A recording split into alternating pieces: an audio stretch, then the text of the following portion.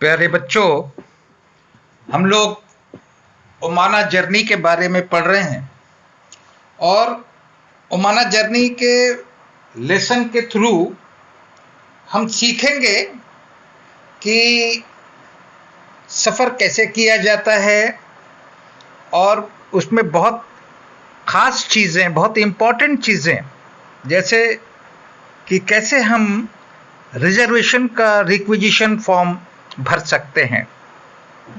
साथ ही साथ हम इंडिया के बारे में भी जानेंगे कि इंडिया बहुत सारे भाषाओं का देश है, बहुत सारे अलग अलग खान पानों का देश है, पहनावों का देश है, आचार विचार अलग अलग हमारे देशों के हैं, हमारे राज्यों के हैं। तो भारत एक बहुत खूबसूरत विभिन्न फूलों का जैसे एक गुलदस्ता होता है जिसमें रंग बिरंगे फूल होते हैं, इस तरह का देश है। यहाँ बहुत से धर्मों के लोग हैं, बहुत सी बोलियां हैं, बहुत सी भाषाएं हैं, बहुत से पहनावे हैं, बहुत कुछ। तो इस चैप्टर में हम इसको देखेंगे आगे, लेकिन पहले हम आपको जब बताए थे कि आप जब स्टेशन जाते हैं तो आपको रिजर्वेशन करने के लिए एक फॉर्म भरना होता है। तो देखिए, मैं आपको समझा रहा हूं और आपको समझ में आएगा। ये यहाँ लिखा हुआ है 6335 नागरकोइल एक्सप्रेस। और देखिए यहाँ एक चीज लिखा हुआ है कि railway time table gives details about the route of every train, the stations along the route, what time the train will reach and leave each station, the distance covered, etc. We can buy a railway timetable from a railway station. तो ये तो हम अगले topic में बात करेंगे, लेकिन आज हम जो आपको समझाने जा रहे हैं, जैसे ये है, मान लीजिए 6335, तो आप बता सकते हैं कि ये 6335 क्या है? ये आपको पता नहीं है ना।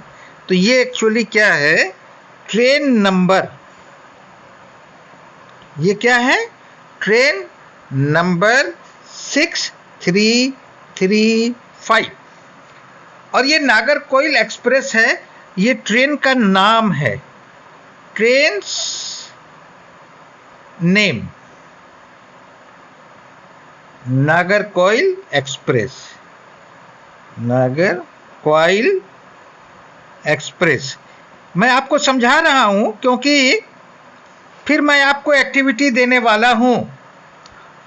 अब देखिए, ये चीज आपको यहां से मिल गई, यहां से मिल गई। अब मान लीजिए कि हमको मैं रेलवे स्टेशन गया, मैंने आपसे क्या बताया था कि इस फॉर्म में क्या क्या भरना है। तो मान लीजिए आपको भरना है कि ट्रेन नंबर, ट्रेन नेम,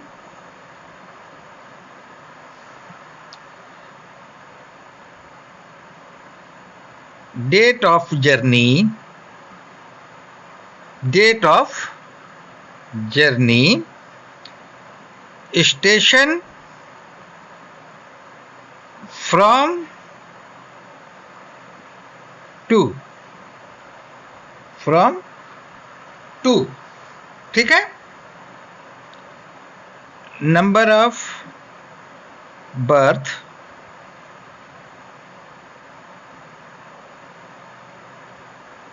ये आपको भरना है। उसके बाद देखिए, ये जब हमको ट्रेन का नंबर मिल गया तो यहां हम क्या भरेंगे? 6335। ट्रेन से नेम क्या लिखेंगे? Nagercoil express. Date of journey, जिस डेट में हमको मालूम जर्नी करना है, सपोज कि आज 10 तारीख है, तो 10 तारीख को हमने अप्लाई किया तो हमको मान लो 20 सितंबर को करना है, 20/9/2020, इस डेट में हमको जर्नी करना है। ठीक है, स्टेशन फ्रॉम, मान लीजिए हमको सूरत से करना है, सूरत से लेकर हमको कोट्टायम तक करना है, कोट्टायम, ये हमने लिख दिया। नंबर ऑफ बर्थ, मैं अकेला हूं तो 1। अब देखिए यहां पर पूछेगा नेम, एज, सेक्स, ये आपको देना है। तो मान लीजिए मैंने क्या लिखा, मैं अपना नाम लिखा शाहिद अख्तर, एज 57, सेक्स यानी जेंडर एम यानी मेल। ठीक है, नीचे आपका उस एड्रेस पूछेगा है, और आपका कॉन्टैक्ट नंबर पूछेगा, कॉन्टैक्ट नंबर और सिग्नेचर। एड्रेस मान लीजिए हम दे देते हैं KVSGPGI, कॉन्टैक्ट नंबर मान लीजिए ये दे दिया अपना, मैंने ये दे दिया, सिग्नेचर अपना कर देंगे। तो मैं आपको जो एक्टिविटी दूंगा कि मान लीजिए, इसको ऐसे समझ लीजिए कि आपके परिवार में 4 लोग हैं, आपके माँ बाप, एक बहन है, एक आप, और पापा बिजी हैं, पापा को समय नहीं है, उन्होंने आपसे कह दिया कि बेटा जाके हम सबका ट्रेन का रिजर्वेशन करवा के आओ। ऐसा मैं दूंगा, ऐसा बना के दूंगा, फैमिली नेम भी लिखूंगा। ठीक है, तो इस तरीके से आपको ये सीख लेना है कि हम रिजर्वेशन रिक्विजिशन फॉर्म कैसे भरेंगे। इसके बाद मैं आपको समझाऊंगा, क्योंकि जब वो टिकट आपको देगा तो रिजर्वेशन टिकट में बहुत सा इंफॉर्मेशन होता है। अगर आपको पढ़ना नहीं आता, उस चीज़ को, उसको टिकट को पढ़ना नहीं आ रहा है, तो फिर दिक्कत होती है, वो भी मैं आपको समझाऊंगा।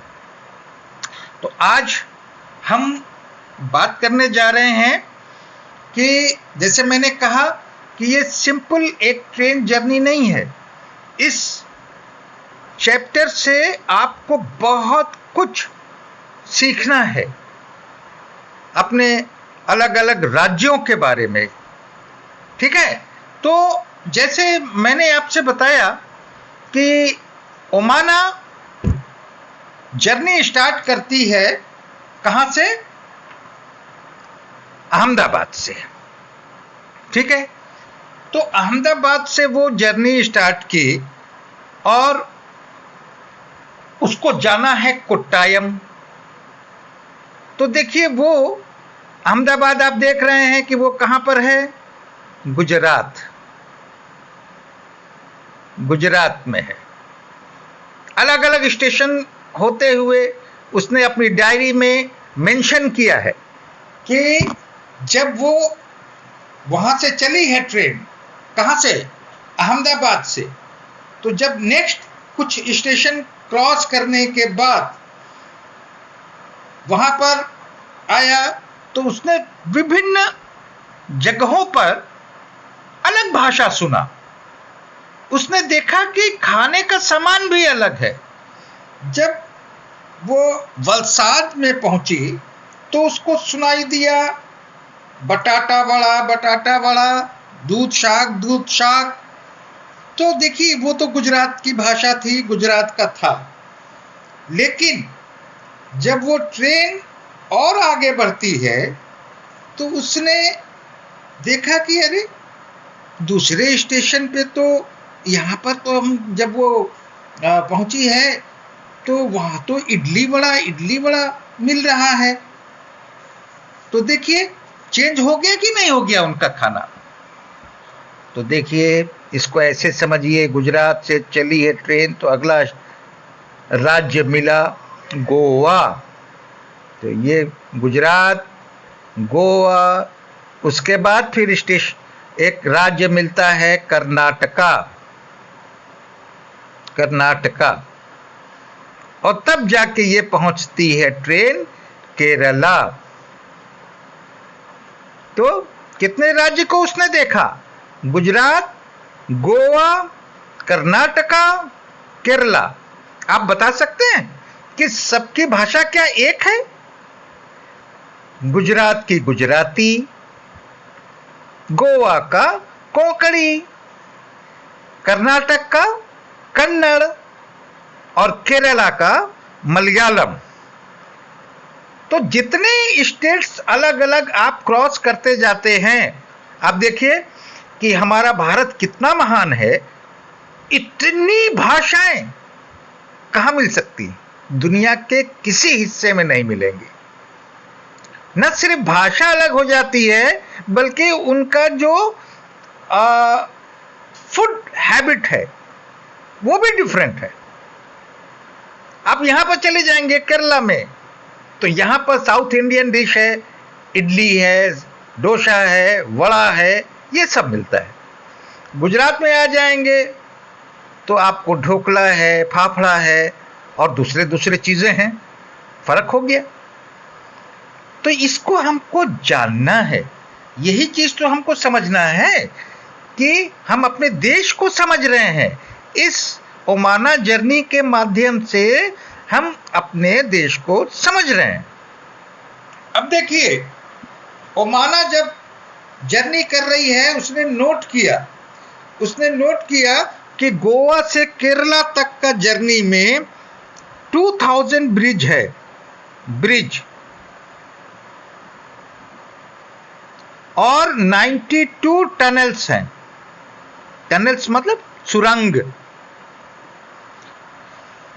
ये इस रास्ते में पड़ते हैं। कहां से? गोवा से केरला जाते समय। तो क्वेश्चन होता है ना कि इतना ज्यादा पुल और इतनी ज्यादा सुरंगें क्यों? इसको समझना आसान तभी होगा जब आप उस एरिया का जो लैंड है उसको समझ पाएंगे कि वहां ऐसा क्या है कि इतनी ब्रिजेस और इतने टनल्स हैं। आप तो उत्तर प्रदेश में हैं अभी, यहां से आपको आगरा जाना है, दिल्ली जाना है, हमको तो एक भी टनल नहीं दिखाई दिया। यहां से बनारस जाना है, एक भी टनल नहीं दिखाई दिया। ब्रिजेस मिलेंगे, जहां नदी आएगी वहां ब्रिजेस मिलेंगे, ठीक है, लेकिन टनल्स तो एक भी नहीं दिख रहा है। तो ये गोवा से केरला के बीच में ये 92 टनल्स और 2000 ब्रिज, ये तो बहुत ज्यादा है। तो समझने के लिए बेटा ऐसे समझिए कि ये देखिए, ये हमने बनाया गुजरात से लेकर, ये भारत का हमने एक छोटा सा नक्शा ऐसे समझाने के लिए बना लिया, ठीक है। तो देखिए, यहां से उसने एक जर्नी स्टार्ट किया, ये जर्नी जा रही केरला। अब इस एरिया का जो लैंड है इसको समझना जरूरी है, ठीक है। तो देखो, यहां पर, यहां से लेकर यहां तक पूरा, ये पूरा समझ लीजिए, ये है वेस्टर्न घाट, वेस्टर्न घाट। कभी आपको मौका मिले तो आप पढ़िएगा भारत का भूगोल, ज्योग्राफी ऑफ इंडिया, तो आपको समझ में आएगा। हम लोग यहाँ पर हैं तो ये मैदानी एरिया है, इधर चले जाएंगे तो ये देखिए हिमालय है, ठीक है। तो जब आप भारत के भूगोल को समझ लेंगे तो इसको समझने में आपको आसानी होगी। तो चूंकि ये पर्वतीय एरिया है यहां से यहां तक, अब आप ट्रेन में चल रहे हैं, सामने पर्वत आ गया, सामने पर्वत आ गया, तो ट्रेन ऐसे तो नहीं जा सकती ना। तो क्या करते हैं कि इस पर्वत को भी हटा नहीं सकते हम। अब ये रूट जा रही है तो इसके अंदर से अंडर द ग्राउंड एक पैसेज बनाते हैं हम, अंडर द ग्राउंड, ये बाहर निकला। तो ये जो पैसेज अंडर द ग्राउंड बना है यही टनल कहलाता है। यही टनल कहलाता है। तो ऐसे समझिए आप कि मान लीजिए ये ट्रेन रूट जा रही है, ये ट्रेन रूट जा रही है। अब इसमें मान लीजिए कि ये मिल गया, ये मिल गया, ये देखिए ये रास्ते में उसके इस तरह से माउंटेन्स आ गए, तो यहां पर एक टनल बनेगा कि नहीं बनेगा, फिर यहां बनेगा, फिर यहां बनेगा, फिर यहां बनेगा, फिर यहां बनेगा, तब जाके ये पूरा इंटर ऐसे करके आपका रूट जाएगा। तो जिस एरिया में माउंटेन्स बहुत ज़्यादा होंगे वहाँ टनल्स भी बहुत ज़्यादा होंगे।